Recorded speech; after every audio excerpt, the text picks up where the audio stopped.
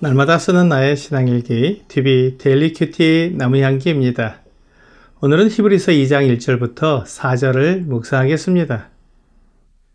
그러므로 우리는 들은 것에 더욱 유념함으로 우리가 흘러 떠내려가지 않도록 함이 마땅하니라. 천사들을 통하여 하신 말씀이 견고하게 되어 모든 범죄함과 순종하지 아니함이 공정한 보응을 받았거든 우리가 이같이 큰 구원을 등한히 여기면 어찌 그 보응을 피하리요.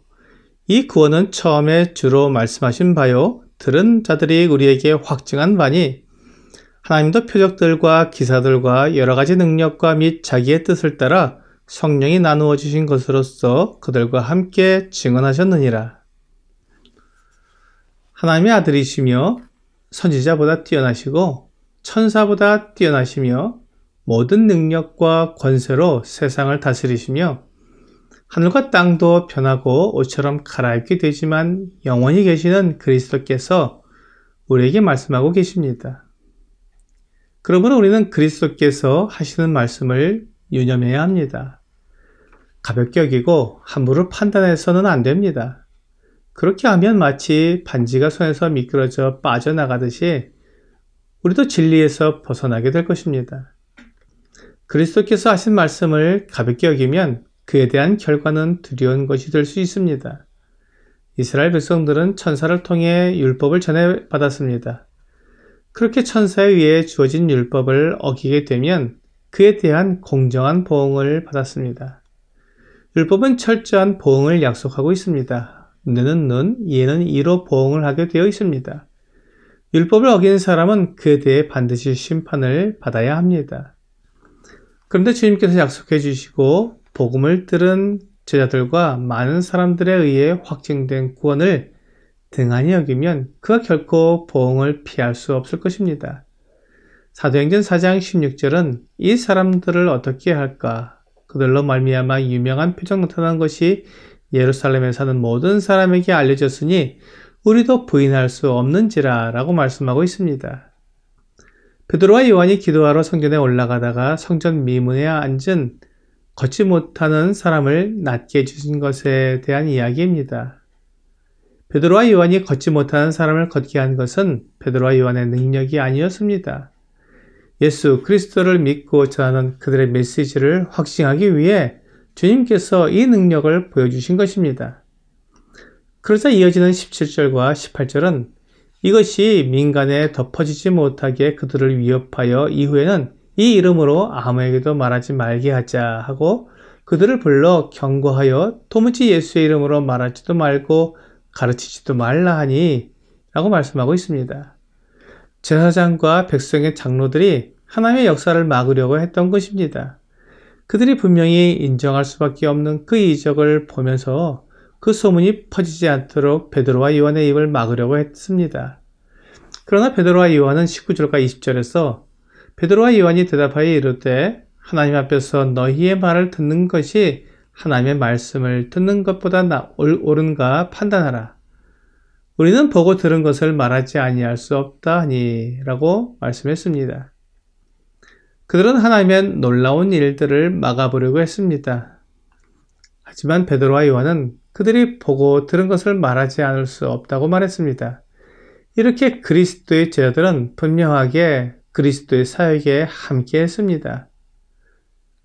그들은 그리스도의 약속에 충실했고 그들이 경험한 하나님의 놀라운 이적에 마음을 열고 예수 그리스도를 하나님의 아들로 믿었으며 그리스도께서 그들에게 전해주신 하나님 나라의 복음을 다른 사람들에게 전하기 시작한 것입니다. 누가복음 1장 1절과 2절은 우리 중에 이루어진 사실에 대하여 처음부터 목격자와 말씀에 일꾼된 자들이 전해준 그대로 내력을 저술하려고 붓을 든 사람이 많은지라 라고 말씀하시므로 그리스도께서 하신 일과 말씀하신 모든 것을 정확히 아는 사람들이 많이 있었다는 것을 알 수 있습니다. 그들이 목격자요 증인입니다.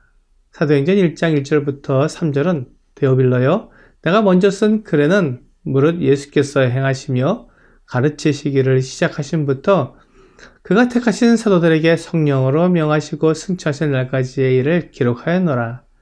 그가 고난받으신 후에 또한 그들에게 확실한 많은 증거로 친히 살아계심을 나타내서 40일 동안 그들에게 보이시며 하나님 나라의 일을 말씀하시니라 라고 말씀하고 있습니다. 우리가 받은 복음은 그리스도께서 전해주셨으며 약속해 주셨습니다. 그리고 그것을 제자들과 예수님을 따르는 사람들이 듣고 믿게 되었습니다. 그들은 주 예수님의 목격자와 증인으로서 땅끝까지 가서 전하라는 명령을 받았습니다. 그리고 그 명령을 이행할 때 그들이 전하는 복음이 하나님께로부터 말미암은 것임을 증명하기 위해 하나님께서 이적을 보여주셨습니다. 이것이 오늘 본문 4절에서 말씀하고 있는 것입니다. 하나님도 표적들과 기사들과 여러 가지 능력과 및 자기의 뜻을 따라 성령이 나누어 주신 것으로서 그들과 함께 증언하셨느니라. 우리가 전하는 복음이 하나님의 복음이라는 것의 증거는 성령께서 증거를 나타내 주시는 것입니다. 사도행전 4장의 사건은 바로 그러한 의미에서 베드로와 요한이 성전 미문에 걷지 못하는 사람을 고쳐준 것은 성령께서 그들과 함께 계심을 나타내 주신 것입니다. 사도행전 4장 8절은 이에 베드로가 성령에 충만하여 이르되 백성의 관리들과 장로들아 라고 말씀하고 있습니다. 베드로가 증언하고 있는 모든 것은 성령님께서 함께 하심으로 이루어진 것입니다. 그래서 18절부터 20절에서 그들을 불러 경고하여 도무지 예수의 이름으로 말하지도 말고 가르치지도 말라 하니 베드로와 요한이 대답하여 이르되 하나님 앞에서 너희의 말을 듣는 것이 하나님의 말씀을 듣는 것보다 옳은가 판단하라. 우리는 보고 들은 것을 말하지 아니할 수 없다 하니 그들이 지금 하고 있는 이 일들이 하나님께서 그들에게 말씀하신 것임을 알고 있었습니다. 이와 같이 복음은 하나님께서 함께 하시는 하나님의 역사이며 성령께서 이 모든 일을 완전하게 이룰 수 있도록 준비시켜 주신 것입니다. 그러므로 이 확실한 복음과 구원을 가볍게 여기고 다시 유대교로 돌아가서 유대교에서 가르치는 율법을 지킴으로 온전해지려고 하는 것은 하나님의 뜻을 어기고 성령을 거스르는 일이 됩니다. 그러므로 우리에게 전해진 이 복음과 구원을 더욱 유념해야 합니다. 그렇게 된다면 유대교에서 가르치는 율법으로는 결코 의롭게 될 수 없다는 것을 깨닫게 될 것입니다. 그리고 오직 예수 그리스도를 통해 얻게 되는 의에 대해 알게 될 것입니다. 오늘의 적용 질문을 보겠습니다. 내가 들은 구원의 복음을 간직하기 위해 나는 어떻게 하고 있습니까? 하나님께서 우리가 복음에 확실히 거하게 하시려고 성도들을 두셨습니다. 교회로 모여서 하나님 말씀을 듣고 배우는 것이 매우 중요합니다. 오늘 나를 구원하기 위해 그리스도께서 받으신 고난을 생각하면서 그 구원을 가볍게 여기지 않고 견고한 믿음을 유지하는 여러분과 제가 되기를 주 예수님의 이름으로 기도합니다.